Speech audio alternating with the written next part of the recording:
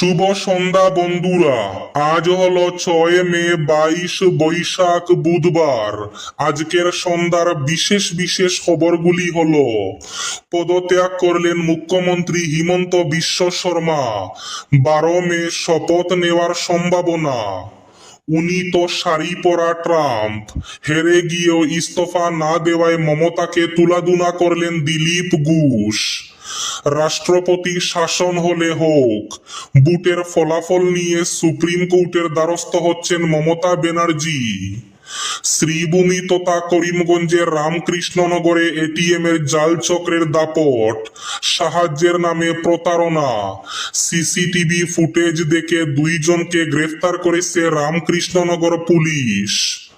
উল্টো স্রোতে দক্ষিণ করিমগঞ্জ, 50,000 ভোটারের দেখাশোনা করে যাওয়ার প্রত্যয় ইকবাল হোসেনের। ভোট চুরি করে বিজয়ী হয়েছে বিজেপি, আজ অভিযোগ রাহুল গান্ধীর।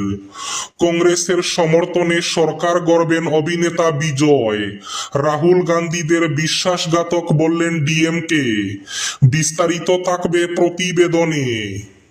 কৃপানাথ মালার অনুপস্থিতি নিয়ে ক্ষুব্ধ জনতা এবং দলীয় কর্মীরা, সোশ্যাল মিডিয়ায় সমালোচনার ঝড়। 2026-এর পবিত্র হজে পবিত্র ভূমিতে পৌঁছেছেন 53,000-এর বেশি ভারতীয় হাজি। এবং শেষ খবরটি, আমাদের ধ্বংস করতে চেয়েছিল যে দল, সেই দলই আজ নিজে ধ্বংস হয়েছে, বললেন মৌলানা বদরুদ্দিন আজমল। তাহলে বিস্তারিত খবরে যাওয়ার আগে অবশ্যই ভিডিওটিতে একটি লাইক করে চ্যানেলটি সাবস্ক্রাইব করে পাশের বেল আইকনটি বাজিয়ে রাখবেন এবং ফেসবুক পেজটি ফলো করে ভিডিওটি অবশ্যই শেয়ার করবেন, যাতে সঠিক তথ্যগুলো সবার কাছে পৌঁছাতে পারে। এবার শুনুন আজকের খবরগুলির বিস্তারিত। প্রথম খবর, পদত্যাগ করলেন মুখ্যমন্ত্রী হিমন্ত বিশ্ব শর্মা। আজ সকালে মুখ্যমন্ত্রী রাজ্যপালের কাছে পদত্যাগপত্র জমা দিয়েছেন। লোকসেবা ভবনে উপস্থিত হয়ে তিনি আনুষ্ঠানিকভাবে নিজের পদত্যাগপত্র অর্পণ করেন। আগামী 12 মে অসমে নবগঠিত ভারতীয় জনতা পার্টি নেতৃত্বাধীন মিত্রজোট সরকারের শপথ গ্রহণ অনুষ্ঠান অনুষ্ঠিত হতে পারে বলে জানা গেছে। মুখ্যমন্ত্রী জানিয়েছেন 11 মের পরই নতুন সরকারের শপথ গ্রহণের সম্ভাবনা রয়েছে। ফলাফল ঘোষণার পর থেকেই সরকার গঠনের প্রস্তুতি শুরু করে দিয়েছে এনডিএ মিত্রজোট। এখন শপথ গ্রহণের দিনক্ষণ চূড়ান্ত হওয়ার অপেক্ষা। উনি তো শাড়ি পরা ট্রাম্প, হেরে গিয়েও ইস্তফা না দেওয়ায় মমতাকে তুলাধুনা করলেন দিলীপ ঘোষ। বিধানসভা নির্বাচনের ফলাফল স্পষ্ট করে দিয়েছে যে বাংলায় পালাবদল হয়ে গিয়েছে। বিজেপি 200 গণ্ডি পার করলেও তৃণমূল কংগ্রেস থমকে গিয়েছে 90-এর নিচে। কিন্তু এই হার মানতে নারাজ বিদায়ী মুখ্যমন্ত্রী মমতা ব্যানার্জি। তার দাবি 100-রও বেশি আসনে পরিকল্পিতভাবে কারচুপি করা হয়েছে। সেই কারণেই তিনি এখনই মুখ্যমন্ত্রী পদ থেকে ইস্তফা দেবেন না। মুখ্যমন্ত্রীর এই অনড় মনোভাব নিয়ে বুধবার সকালে নিউ টাউনের ইকো পার্কে মুখ খুললেন খড়গপুর সদরের বিজয়ী বিজেপি প্রার্থী দিলীপ ঘোষ। নিজের চিরপরিচিত মেজাজে তিনি বলেন, উনি হলেন শাড়ি পরা ট্রাম্প, 2 দিন পর ক্ষমতার নেশা কেটে গেলেই সব ঠিক হয়ে যাবে। শ্রীভূমি তথা করিমগঞ্জের রামকৃষ্ণনগরে এটিএম এর জাল চক্রের দাপট, সাহায্যের নামে প্রতারণার অভিযোগ। মুহূর্তের মধ্যে বদলে ফেলে এটিএম কার্ড। সিসিটিভি ফুটেজে প্রকাশ্যে এসেছে এই প্রতারণার ঘটনা। সিসিটিভি ফুটেজ দেখে 2জনকে গ্রেফতার করেছে রামকৃষ্ণনগর পুলিশ। এর মধ্যে একজন কাসারের জব্বার আলী লস্কর, অন্যজন শিলচরের আফিয়ান হোসেন লস্কর বলে জানিয়েছে রামকৃষ্ণনগর পুলিশ। রাষ্ট্রপতি শাসন হলে হোক, বুটের ফলাফল নিয়ে সুপ্রিম কোর্টের দ্বারস্থ হচ্ছেন মমতা ব্যানার্জি। বুটের ফল প্রকাশের পরদিনই জানিয়েছিলেন পদত্যাগ করবেন না তিনি। আজ বুধবার একই অবস্থানে অনড় মমতা বন্দ্যোপাধ্যায়। আজ জয়ী প্রার্থীদের সঙ্গে কালীঘাটে বৈঠক করেন তৃণমূল নেত্রী। সাফ জানিয়ে দেন, আমি গিয়ে পদত্যাগ করব না, রাষ্ট্রপতি শাসন হলে হোক, রেকর্ড থাকুক। উল্টো শ্রুতে দক্ষিণ করিমগঞ্জ 50,000 ভোটারের দেখাশোনা করে যাওয়ার প্রত্যয় ইকবাল হোসেনের। এমনটা যে হবে ভাবতেই পারেননি দক্ষিণ করিমগঞ্জের অসম গণপরিষদের প্রার্থী ইকবাল হোসেন। দক্ষিণ করিমগঞ্জের সংখ্যালঘু ভোটের সিংহভাগ পেয়েছেন কংগ্রেস প্রার্থী আমিনুর রশিদ চৌধুরী। নির্বাচনী প্রচারের সময় ইকবাল হোসেনের সঙ্গে মানুষের তো অভাব ছিল না, কিন্তু কেন এমনটা ঘটল এর কারণ অনুসন্ধান করতে চুলচেরা ভোট বিশ্লেষণ চলছে ইকবাল শিবিরে। বড় একটি লবি মিত্রজোটের প্রার্থী হিসাবে ইকবাল হোসেনের নাম ঘোষণা হতে বিরোধিতায় নেমেছিল। সেই লবি পরবর্তীতে তৃণমূল কংগ্রেস প্রার্থী আজিজ আহমেদ খানকে সমর্থন করে মাঠে নামালেও ভোটের দিন সব অঙ্ক যেন এলোমেলো হয়ে দাঁড়ায়। দক্ষিণ করিমগঞ্জে এবার ইকবাল হোসেনের কি হবে এমন প্রশ্নের উত্তরে ইকবাল হোসেন বলেন, আমি যেমনটা আগে ছিলাম তেমনই থাকব। আমাকে যারা ভোট দিয়েছেন তাদের সঙ্গে আসি এবং থাকব। বাকিদের দেখাশোনা করবেন নতুন বিধায়ক। ইকবালের ভাষ্যমতে দক্ষিণ করিমগঞ্জের মানুষ আবেগের তাড়নায় হয়তো এলাকাটিকে আরো কয়েক বছরের জন্য পিছিয়ে দিয়েছেন। বলেন, দক্ষিণ করিমগঞ্জের মানুষের জন্য যদি আমিনুর রশিদ ভালো কাজ করেন তাহলে তার যেমন প্রশংসা করব, ঠিক তেমনি কোনো দুর্নীতি হলে প্রতিবাদও করব। এক কথায় দক্ষিণ করিমগঞ্জে ছাড়বেন না সেটা পরিষ্কার ভাষায় বুঝিয়ে দিলেন ইকবাল হোসেন। ভোট চুরি করে বিজয়ী হয়েছে বিজেপি, অভিযোগ রাহুল গান্ধীর। পশ্চিমবঙ্গে তৃণমূল এবং অসমে কংগ্রেসের পরাজয় আসলে বিজেপির ভোট চুরির জের বলে অভিযোগ তুললেন রাহুল গান্ধী।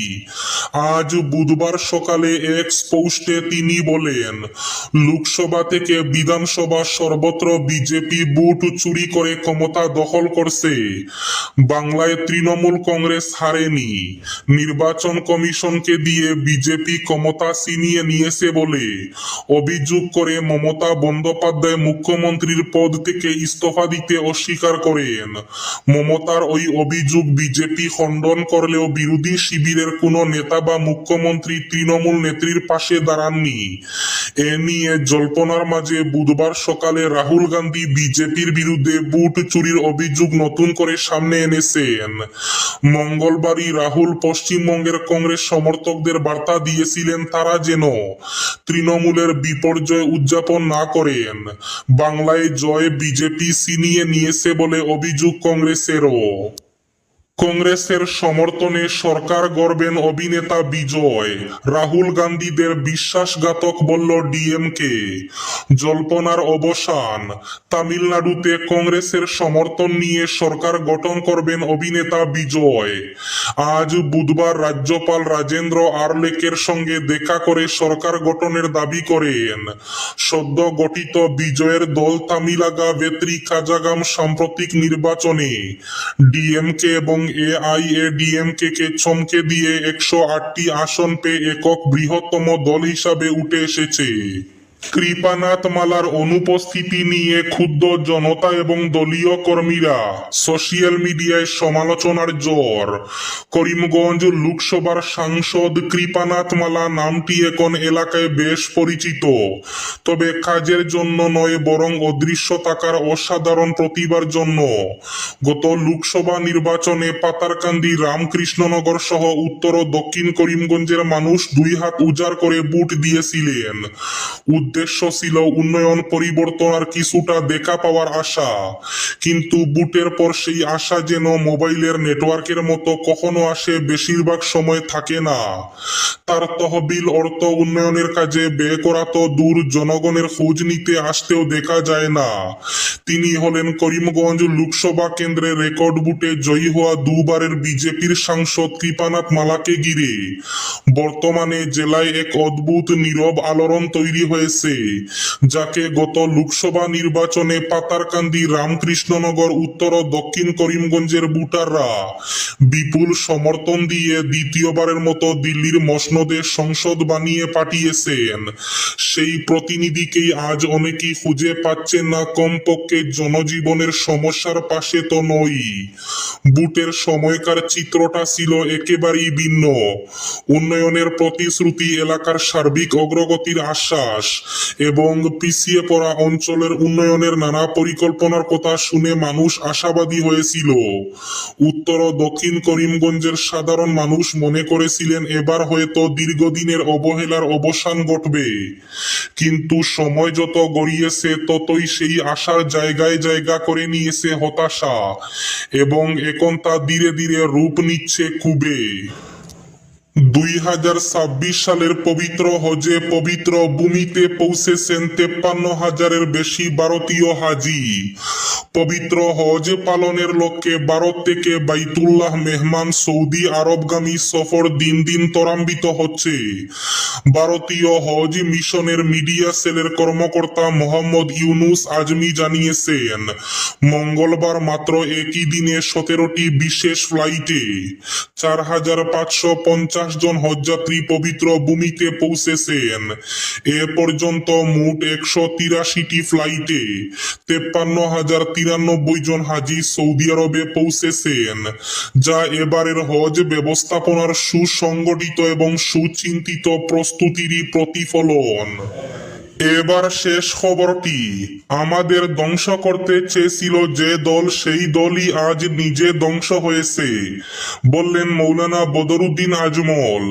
বিন্নাকান্দি বিধানসভা কেন্দ্রে AIUDF প্রার্থী মৌলানা বদরুদ্দিন আজমল জয়ী হয়েছেন। AIUDF এর সভাপতি মৌলানা বদরুদ্দিন আজমল বলেন, অসমে কংগ্রেস মুসলিম লীগে পরিণত হয়েছে। তিনি গৌরব গগৈ ও লুরিনজ্যোতি গগৈয়ের পরাজয়ের প্রসঙ্গ টেনে মন্তব্য করেন এবং তাদের উদ্দেশ্যে ভোটারদের ধন্যবাদ জানিয়ে বলেন, কংগ্রেস আর সেকুলার দল নেই, তারা মুসলিম লীগে রূপান্তরিত হয়েছে। তিনি আরো বলেন, অন্যের জন্য গর্ত করলে শেষ পর্যন্ত নিজেকেই সেই গর্তে পড়তে হয়। তিনি বলেন, যে দল আমাদের ধ্বংস করতে চেয়েছিল আজ সেই দলই অসমে নিজে ধ্বংস হয়ে গেছে। এই ছিল আজকের সন্ধ্যার বিশেষ বিশেষ খবরগুলি। ভিডিওটি অবশ্যই লাইক করে শেয়ার করে দেবেন।